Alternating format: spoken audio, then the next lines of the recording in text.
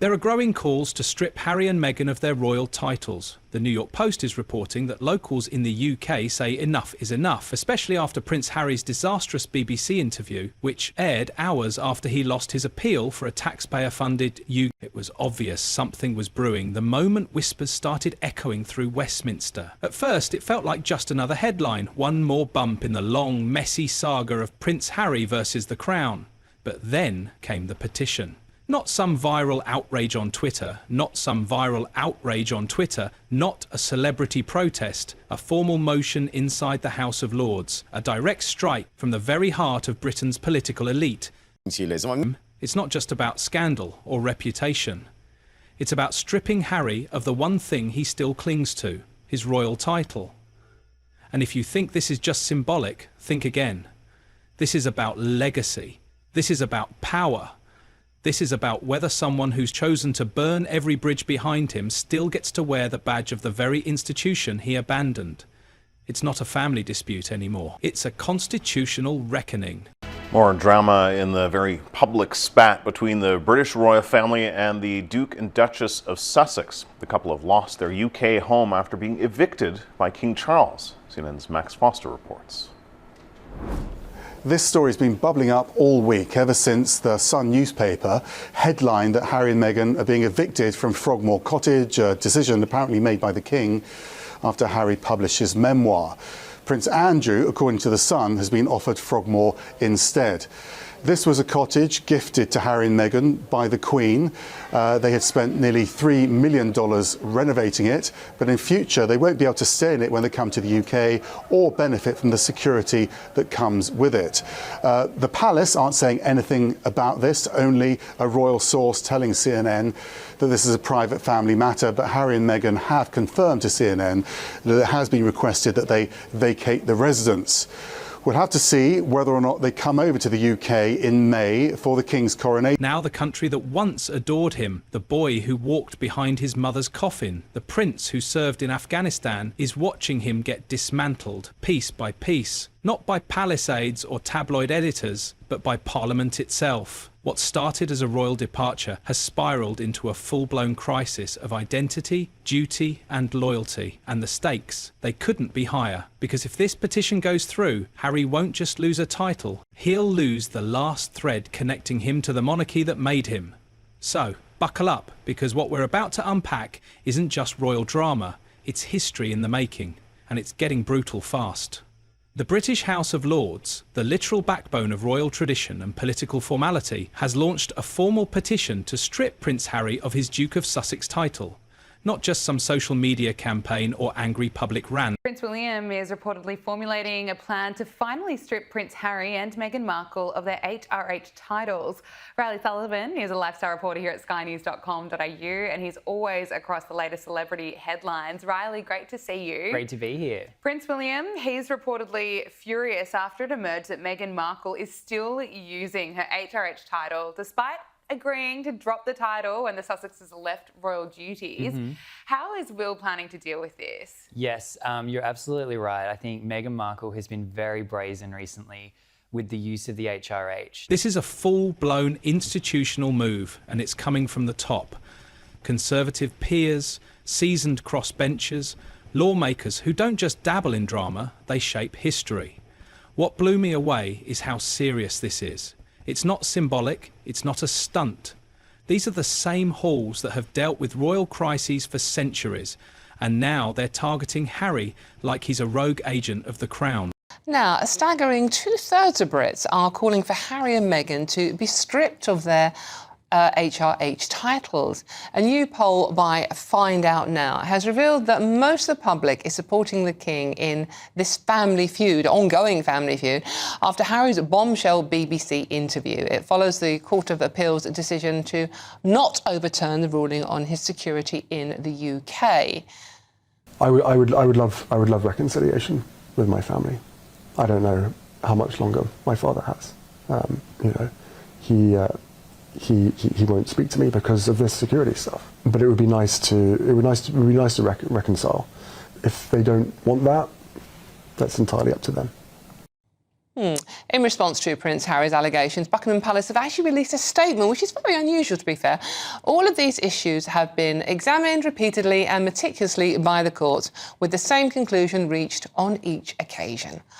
OK, well... There's fury in the air, but also precision, like a chess move that's been waiting in the shadows for just the right moment. And here's the twist. Harry is reportedly seething, not annoyed, not defensive.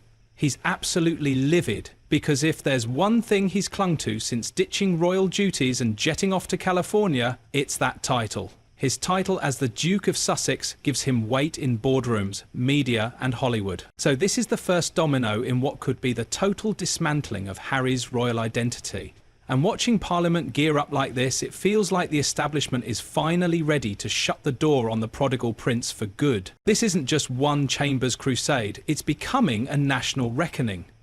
The petition exploded with tens of thousands of public signatures within days. According to reports, people from every corner of the UK, from Sussex to Scotland, are adding their names to what now feels like a movement. And the Parliament, they're not just watching, they're acting. Members from both the Lords and the Commons are stepping in, not just to co-sign, but to push the initiative forward. That's when it hit me. This isn't symbolic anymore, it has teeth. Real constitutional teeth. They're invoking the titles.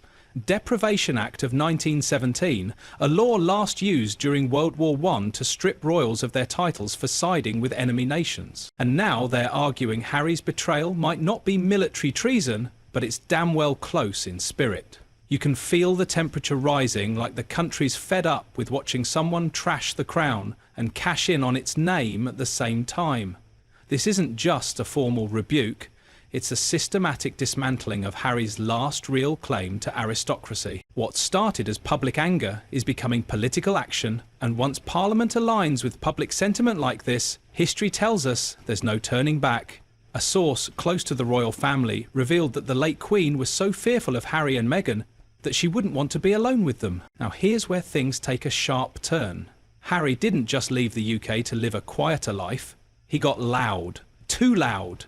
Especially on American soil. And we are not talking about interviews or gossip, we are talking about politics. British royalty is supposed to remain neutral, but Harry has been out here slamming the First Amendment, aligning with partisan groups, and backing causes that go directly against the values of the institution that gave him his title in the first place. Now lawmakers are calling it title laundering, using the prestige of royalty to legitimize political messaging in another country. That's not just bad optics, that's a constitutional problem. Royals don't dabble in American election cycles or hot-button cultural issues. And yet here he is doing exactly that, while still parading around as the Duke of Sussex. And it's not just whispers anymore. British MPs are openly questioning why a foreign duke is meddling in US politics. It's not just inappropriate, it's dangerous. Because if royal titles can be used to push ideology abroad, the whole system crumbles. Harry might have thought he was speaking freely, but Parliament heard it as a warning shot. And now they're firing back, with laws, with history, and with fury. That means they will no longer receive public funds, and they will stop using their royal titles. Those changes will take effect this spring. But if there's one consistent thread in Harry's post-royal life, it's his obsession with dragging the monarchy. From the bombshell Oprah interview to that Netflix documentary series and then the memoir Spare. It's like he's made a career out of airing the family's darkest moments. And you know what? At first, people were curious. They leaned in. But now, even his sympathisers are starting to recoil. He's thrown everyone under the bus. His father, his brother, his stepmother, even the late Queen. That's not healing. That's scorched earth. And Parliament's finally saying what a lot of us have been thinking. You can't torch the house and still expect to keep the keys. It's become clear that Harry's using his title as a shield, something to keep the royal shine, while hurling insults from the safety of Montecito. But that doesn't fly anymore. These public attacks have pushed him into what MPs are calling symbolic treason. Not illegal, but deeply offensive to the very institution his title represents. The monarchy stood silent for years, but this move from Parliament is them finally raising their voice. Well, let's do a happy story. Let's do something that really thrills me and cheers me up. Now, of course, we know we must never, ever criticise Meghan and Harry. That's a terrible mistake. And if you're Jeremy Clarkson and you write something rude about them in the Sun newspaper, even when you've apologised, you find announced last night that he will not be doing, after the next one, any more series of Who Wants to Be a Millionaire. No. If you criticise this couple, you get in trouble, because they seem to have quite deep support in the liberal media establishment. But anybody that watches this show regularly or listens to it will know I think their behaviour has been absolutely disrespectful to our late Queen and despicable towards his own brother and indeed his father, who of course is now King Charles III. They moaned like crazy, didn't they, about being put into Nottingham Cottage after they were first married. It was so small. Oh, American stars coming to visit them couldn't believe the terrible conditions they were being forced to live in. Oprah Winfrey said, it's so small. Gosh, I'm sure you're all really pitying them living there. But the Queen came to the rescue and gave them Frogmore Cottage. Now, Frogmore Cottage are 5 houses knocked into one, and £2.4 million was spent for the Duke and Duchess of Suffolk to have it decorated to their heart's desire. So really, they've been having their cake and eating it, because they've been living on the west coast of America, making vast amounts... Well, people are talking about it being a constitutional crisis, which might be stretching the issue too far. Harry slipped down from being the spare to the heir to the sick in life. Let's be real, frankly, Harry's image in the UK is in freefall. The latest polls show 62% of Britons support stripping him of his title, and among Conservative and older voters that number jumps to over 70%. Even Labour supporters, who might typically be more sympathetic, say he's gone too far. And then there's the grassroots response. People in Sussex, his own dukedom, are signing the petition in droves. One pensioner said, "He doesn't represent us anymore, he represents himself." That quote stuck with many because it sums up everything. Harry might still be a celebrity in the States, but back home, people feel betrayed. Not because he left, but because he left and still profits off the name. You can't play both sides forever. And now, even his supposed base has turned. Public opinion hasn't just shifted, it's collapsed. This isn't about one scandal, it's about the cumulative weight of years of grievances, interviews and media tours. The British people are saying it out loud. You left, you bashed us, and now we're done with you. Parliament isn't acting in a vacuum. They're reflecting a sentiment that's already roaring through the streets. Good evening, everyone, and hello, New York. Obviously, I was deeply honoured when Bob asked me to debut my stand-up act with you all tonight. I was so relieved to be invited back, but then I started to question whether his invite for me to actually do stand-up was in fact his idea of a joke.